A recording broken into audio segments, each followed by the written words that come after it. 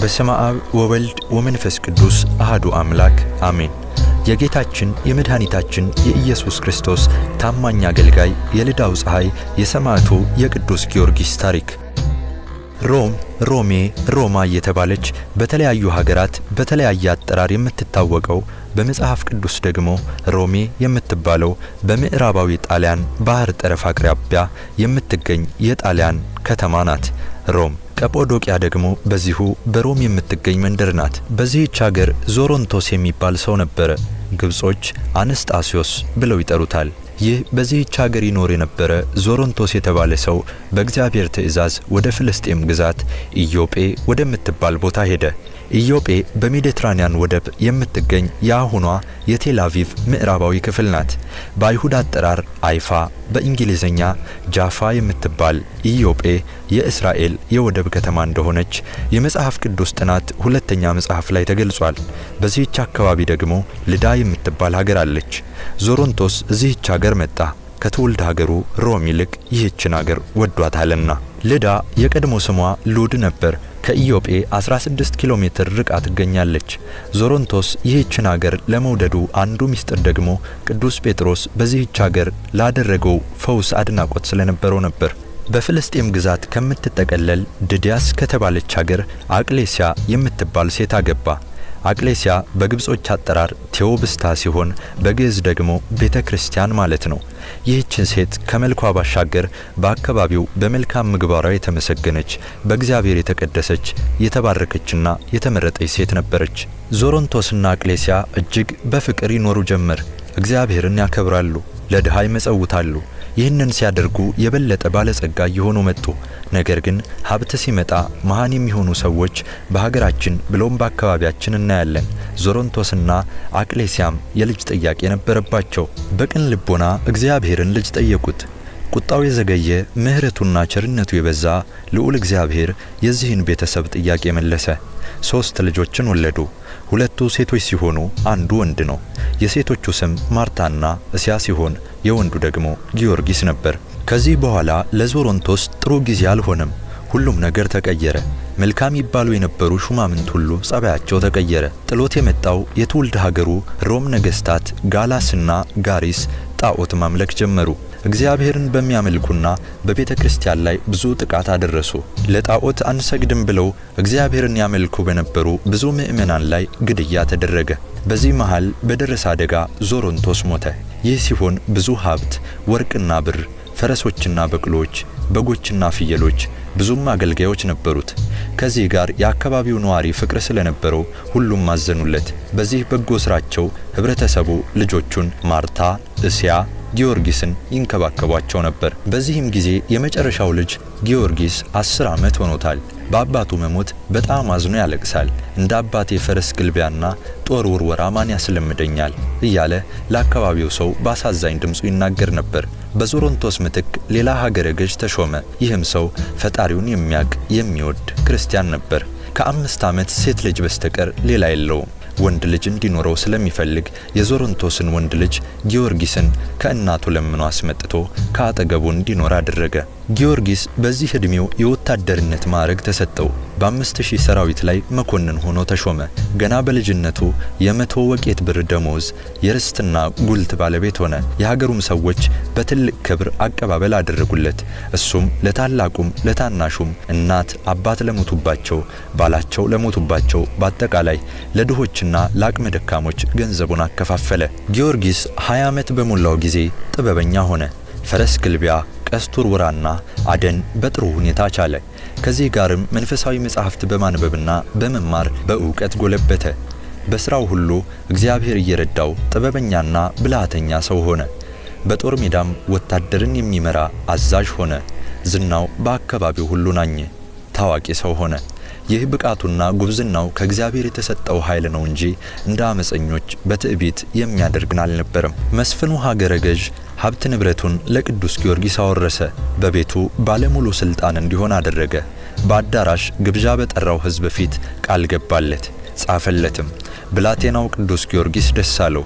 ምክንያቱ ደግሞ ለሀገሩ ድሃ በሙሉ ሊመጸውትና ከድህነታቸው ሊያወጣ ከዚያም ሁሉ ተቀራራቢ አኗኗር እንዲኖር በማሰብ ነበር።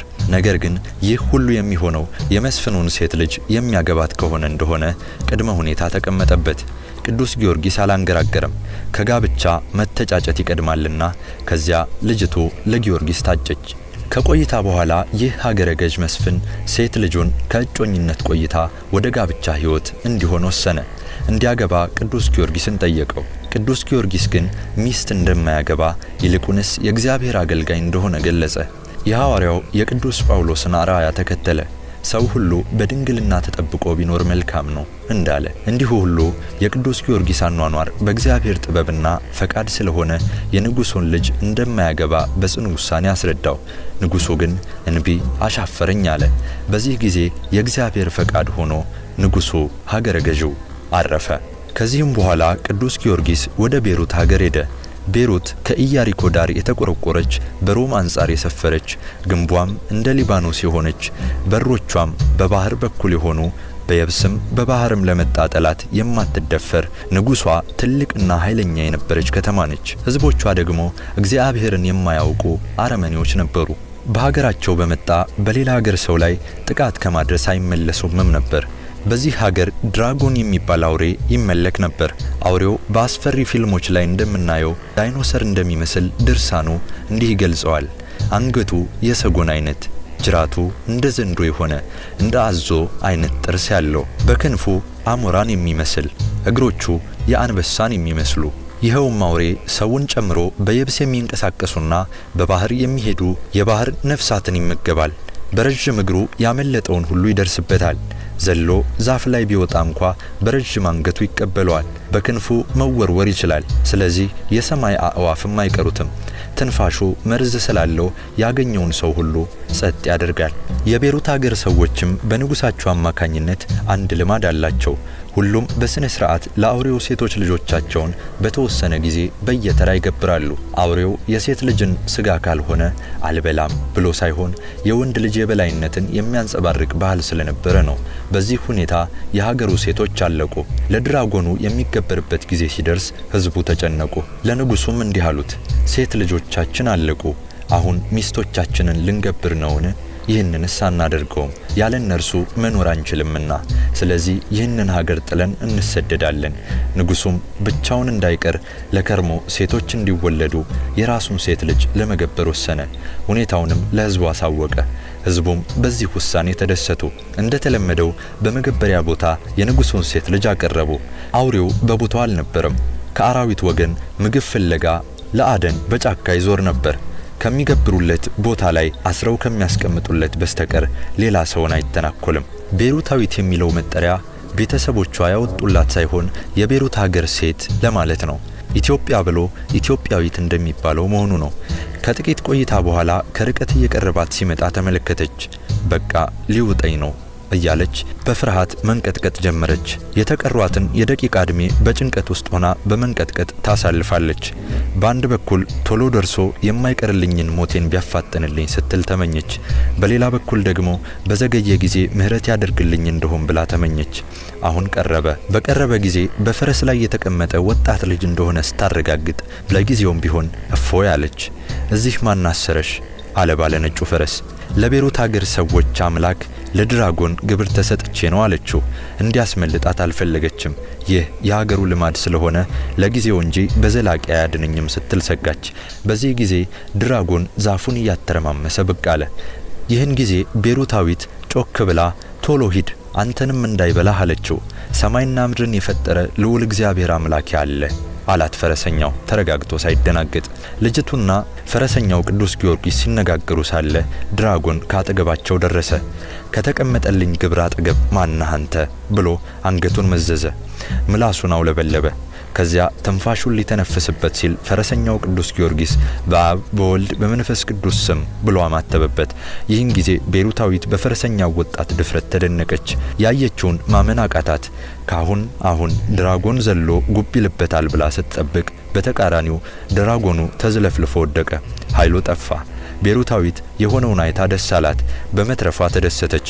ቅዱስ ጊዮርጊስ ከፈረሱ ወረደ። ቤሩታዊትን ከታሰረችበት ፈታት። ከእርሷ የተፈታውን ገመድ ድራጎንን አስሮ እያስጎተታት ወደ ቤሩት መሃል ከተማ ሄዱ። ሕዝቡም የሆነውን ሲያዩ ተረበሹ። የምንገብርለትን አምላካችንን ለምን እንዲያደርግ አሉት። በዚህ ጊዜ በየግንቡና በየዛፉ ላይ በፍርሃትና በድንጋጤ የተንጠለጠሉ ነዋሪዎች ነበሩ። ለዘመናት ይገዙለት የነበረ ኃይለኛ አውሬ በወጣቱ ፈረሰኛ እንደተማረከ እርግጠኛ አልሆኑም። ቅዱስ ጊዮርጊስ ሕዝቡን ከኢየሱስ ክርስቶስ በቀር ሌላ አምላክ የለም፣ እርሱም ብቻ እመኑ፣ ይህ ግን የሰይጣን ማደሪያ አውሬ ነው፣ ራሱን ማዳን እንኳ አይችልም አላቸው። የአካባቢው ነዋሪዎችም አንተ ከሄድክ በኋላ ተመልሶ በእልህ ይፈጀናል አሉ።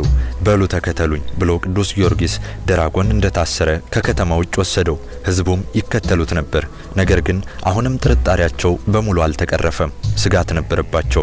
ለዚሁም ድራጎን እየጎተተ ሲሄድ ትንሽ ራቅ ብለው ነበር የሚከተሉት። ምናልባት የታሰረበትን በጣጥሶ ቢነሳ እንኳ ለማምለጥ የተወሰኑ ሰዎች ጥግ ጥጉን አድፍጠው ነበር የሚከተሉት። ከከተማ ውጭ ባለ ቦታ ላይ ከታሰረበት ጠፍር ተፈታ። ኃይሉ ስለተገፈፈ እስሩ ቢፈታም መንቀሳቀስ አልቻለም። ከዛ ቅዱስ ጊዮርጊስ ፈረስ ላይ ወጣና በጦር ወግቶ ገደለው። ሕዝቡ አሁን እፎይ አሉ። ከጭንቀታቸው ተገላገሉ። በቅዱስ ጊዮርጊስ ድንቅ ሥራ ተደሰቱ። በሚያመልከው በኢየሱስ ክርስቶስም አመኑ። በአብ በወልድ በመንፈስ ቅዱስ ስም ተጠመቁ። ትምህርተ ሃይማኖት ተማሩ። ከዚህ በኋላ ቅዱስ ጊዮርጊስ ከዚህ ሀገር ወጣ። የቤሩት ሕዝብ በቅዱስ ጊዮርጊስ ስም 2 ቤተክርስቲያንን አነጹ። አንደኛው በከተማው መሃል፣ ሁለተኛው ደግሞ ድራጎን በተገደለበት በዚሁ ቦታ ላይ። ከዚህ በኋላ ቅዱስ ጊዮርጊስ ባደረጋቸው መልካም ምግባራት ተቀናቃኝ ነገስታት በቅናት ተነስተውበት ውስጥ አካሉ አግጦ እስኪወጣ በእንጨት ላይ ሰቅለው ቀጠቀጡት። ሰውነቱም በደም ተጥለቀለቀ። ከተሰቀለበት አውርደው በብረት ርብራብ በተሰራ አልጋ ላይ አጋድመው በብረት ጠፍረው አሰሩት። አጥንቱ እስኪሰበር አጠበቁት። ከስጋው ጋር አደቀቁት። በሌላ ጊዜ የደረሰበት ስቃይ ደግሞ ከውስጥ ያገጠጠ ምስማር ያለበት የብረት ጫማ አስደረጉት። እንዲራመድ አስገደዱት። እግሮቹ ከብረት ጫማው ጋር ተቸነከሩ። የእግር መዳፉን ዘልቀው ምስማሮቹ ስሩን በጣጠሱት። ደሙ እንደ ውሃ ፈሰሰ። መራመድ ሳይችል አጎንብሶ በጉልበቱ ዳኸ። በዚህ ጊዜ ኢየሱስ ክርስቶስን የዕለተ ዓርብ የመስቀል ላይ ስቃይ እያስታወሰ ጸለየ። ይህን ጊዜ ሊቀ መላእክት ቅዱስ ሚካኤል ደረሰለት። ከአሰቃዮቹ ነጥሎ አዳነው። ወደ ነበረበት አቋሙ ወይም ሙሉ አካሉ መለሰውና በነገስታቱ ፊት በግርማ ሞገስ አቆመው። የሆነውን ሲያዩ ነገስታቱ እጅግ ተገረሙ። ከዚህም በኋላ ከእንጨት ጋር አስረው በሰውነቱ ላይ እሾህ የመሰለ ችንካር አብዝተው ጠቀጠቁ። አጥንቱ ከስጋው እስኪፈለቀቅ አሰቃዩት። ከእንጨት ፈተው ጭንቅላቱን በመዶሻ ቀጠቀጡት። በአፍና አፍንጫው አንጎሉ ፈርሶ ወተትና እርጎ የመሰለ ፈሰሰ። እንደገና ከትልቅ ድቡልቡል ድንጋይ ጋር አስረው ከዳገት ቁልቁል አንከባለሉት። ይህ አልበቃ ብሏቸው በትልቅ ድስት በፈላ ውሃ ውስጥ ጣዱት። ከደረሰበትም ስቃይ እንደተፈወሰ ቢያዩ በጀርባ አንጋለው በብረት ዘንግ ሆዱን ተርትረው ሆድ ዕቃውን በሙሉ መሬት ላይ ዘረገፉት። ይህም አልበገረውም። በሙሉ አካል ሆኖ ምንም እንዳልነካው ከመሬት ብድግ አለ። እጅና እግሩን በ4 ቋሚ እንጨት ወጥረው አስረው ብዙ ጅራፍ አሳረፉበት። ስጋው ተበጣጥሶ ከመሬት ተበታተነ። አጥንት ብቻ ቀረ። ደሙም አፈሩን አርሶ አጨቀየው። የፈላ ውሃ ድኝ የተጨመረበት በላዩ አፈሰሱ። አጥንቱ ተቃጠለ። ከዚያ በኋላ ጌታችን ኢየሱስ ክርስቶስ ተገልጾለት አበረታው፣ ፈወሰውም። በተለያየ አይነት መከራና ስቃይ አልሸነፍ ቢላቸው ታዋቂ አስማተኛ አስመጡ። ጠንቋይ አስማተኛው በተለያየ መርዝ የተቀመመ መግደያ አዘጋጀና በዚያም ላይ የአጋንንትን ስም እየጠራ ቅዱስ ጊዮርጊስን አጠጣው። ቅዱስ ጊዮርጊስ ግን አማትቦ ስለነበር ምንም ሳይሆን ቀረ። እጆቹን አስረው በድጋሚ አጠጡት። እጁ ቢታሰርም በአገጩ አማተበ። አሁንም ምንም አልደረሰበትም። አስማተኛው አትናቴዎስ ባየው ነገር ተደንቆ በቅዱስ ጊዮርጊስ አምላክ አመነ። ንጉሱ ዱዲያኖስ የሆነውን ሲሰማ አስማተኛውን አስገደለው። ይህ ሁሉ ስቃይ አልበቃ ብሏቸው በመንኮራኩር ወፍጮ ውስጥ ቅዱስ ጊዮርጊስን ከተው በ40 ሰው እያዞሩ ሰውነቱን ከተከቱት፣ በጣጠሱት። ከዚያም ስጋውና ደሙ የፈሰሰበትን አፈር ሳይቀር አርቀው ቀበሩት። ሳይቆይ ተነሳ። የእንጨት መሰንጠቂያ መጋዝ ተጠቅመው ከአናቱ ጀምረው ቁልቁል ሰነጠቁት። እኩል 2 ቦታ ተከፈለ። 1 እጅና 1 እግር ግራና ቀኝ ተለየ። ሲሞት 40 ክንድ ቆፍረው ቀበሩት። ይህ አልበቃ ሲላቸው በመቃብር ላይ እንደገና 9 ክንድ አፈር ቆለሉበት።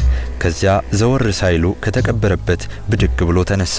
ቅዱስ ጊዮርጊስ እውነተኛ የጌታችን የመድኃኒታችን የኢየሱስ ክርስቶስ ታማኝ አገልጋይና ባለሟል ቅዱስ ጊዮርጊስ በ7 ዓመት ተጋድሎ ባደረሱበት ስቃይ አልበገር ሲላቸው አዝኖና ተበሳጭቶ ይሞታል ብለው በአንዲት ድሃ ሴት ቤት ከቤቱ ቋሚ ምሰሶ ጋር አሰሩት።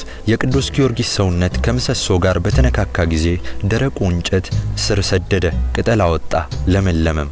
ከዚያም ዛፍ ሆነ። በሴቲቱ ቤት አልፎ ወጥቶ ዋርካ ሆነና ለድሃይቱ ሴት የቤት ጥላ ሆነላት። ሊቀ መላእክት ቅዱስ ሚካኤል ከሰማይ ወርዶ ለቅዱስ ጊዮርጊስ ምግብ ሰጠው። የተረፈውን ሰማያዊ ምግብ በሴቲቱ መሶብ አኖረው። መሶቡም በነጭ እንጀራ ሞላ። ቅዱስ ጊዮርጊስም እንደ ፀሐይ ያበራ ነበር። በዚህ ጊዜ ለሴቲቱ የተደረገላት ይህ ብቻ አልነበረም። አንድ ልጇ እውር፣ ደንቆሮና አንካሳ ነበር። ቅዱስ ጊዮርጊስ ከዚህ ሁሉ ችግር አላቀቀው፣ ፈወሰው። በኋላ ያ ንጉስ ከቤቷ በላይ የወጣውን ዛፍ አይቶ በምን እንዲህ እንደሆነ ጠየቀ። ይህን ያደረገው ያ የታሰረው ነው ሲሉ ወታደሮቹ ተናገሩ። ኋላ ከታሰረበት አስፈትቶ ወደ ዳግም ስቃይ ወሰዱት። የተለያየ ነገር ተጠቅመው ሞቶ አልቀር ሲላቸው እጅግ የበዛ መከራ ጸኑበት። ነገር ግን ከነሱ ድካም በቀር መነሳቱ አልቀረም። በመጨረሻ ስጋውና አጥንቱን አቃጥለው አመዱን በደብረ ይድራስ በተባለ ተራራ ላይ በተኑት። ንፋስ እንዲወስደውም አደረጉ። ከዚያም አጠናቀን ጨርሰናል ብለው መለስ ብለው መንገድ ሲጀምሩ ወንድሞቼ ቆዩኝ ከእናንተ ጋር ልሂድ የሚል ድምጽ ሰሙ። ወደ ኋላቸው ዘወር ብለው ቅዱስ ጊዮርጊስ ተነስቶ ወደ እነሱ እየመጣ እንደሆነ ሲመለከቱ ወታደሮቹ ተሸነፍን ሲሉ እጅ ሰጡ። ከዚህ በኋላ መከራ ላይ ያጸኑበት ወሰኑ። ይልቅስ በዚህ ጻድቅ አምላክ ልናምን ይገባናል ብለው ተከተሉት። ቅዱስ ጊዮርጊስም ማስተማራቸው። በኢየሱስ ክርስቶስ አምነው ተጠመቁ። ይህን የሰማው የወታደሮቹ አለቃ ንጉሱ ዱዲያኖስ ወታደሮቹን አስገደላቸው። በዚህም ሰማዕትነትን ተቀበሉ። ቅዱስ ጊዮርጊስ በ20 ዓመቱ ስለ ክርስትና ሃይማኖት የጀመረው ተጋድሎ ከ7 ዓመት በኋላ 27 ዓመት ሲሞላው ከፈጣሪው የምህረት ቃል ኪዳን ተቀብሎ በወርሃ ሚያዝያ በቀን 23 አንገቱን ተቀልቶ ሰማዕትነትን ተቀበለ። ይህም የሆነበት ምክንያት ከፈጣሪ ቃል ኪዳን ከተቀበለና ከዚያም በክርስቶስ ስም እንደሚገድሉት ስለሰማ ነው። በዚህም የወንጌልን ቃል ተግባራዊ ያደረገ።